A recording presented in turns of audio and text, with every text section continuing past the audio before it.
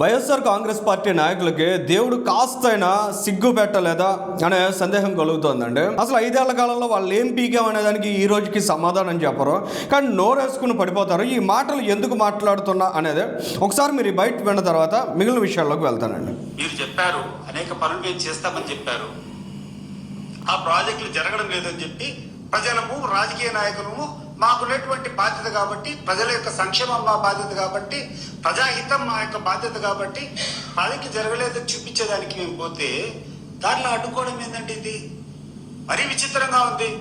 విచిత్రాల గురించి వాళ్ళు మాట్లాడుతున్నారు. సిగ్గు శరం లేని సన్నాసులు సతీష్ కుమార్ రెడ్డి ఆ పార్టీలో దాదాపుగా నాయకులందరూ వాళ్ళే తగలాడతారు కాబట్టి ఈయన ప్రధాన కార్యదర్శి బాధ్యతలు వెలగబెడుతున్నాడు.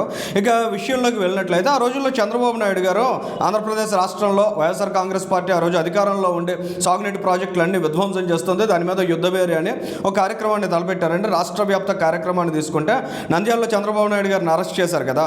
ఆ కార్యక్రమం ఆయన తలపెట్టినప్పుడు అది కంటిన్యూ అవుతున్నప్పుడు దాన్ని అడ్డుకోవడానికి చంద్రబాబు నాయుడు గారిని అరెస్ట్ చేశారు.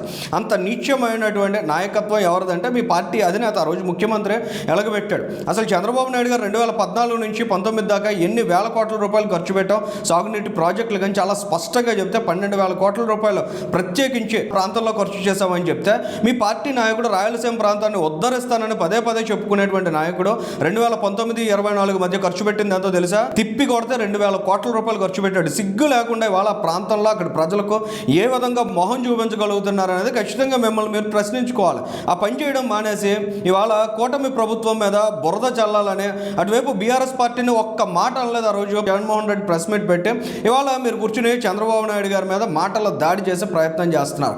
మీలాంటి సన్నాసి రాజకీయాల కారణంగా ఆంధ్రప్రదేశ్ రాష్ట్రానికి నష్టమే జరుగుతుంది తప్ప ఏ విధమైనటువంటి మేలు జరగదన్న ఉద్దేశంతోనే ఆ రోజు రాష్ట్ర ప్రజానీకం అంతా ఏకతాటిపైకి వచ్చి మిమ్మల్ని 11 సీట్లకు పరిమితం చేశారు. అయినా ఈ రోజుకి ఆ పార్టీకి, ఆ పార్టీ నాయకులకి, ఆ పార్టీ అధినేతకి కించిత్ కూడా సిగ్గు రాకపోవడాన్ని, ఆలోచన కలగకపోవడాన్ని ఖచ్చితంగా రాష్ట్ర ప్రజానీకం అంతా గమనించాలి.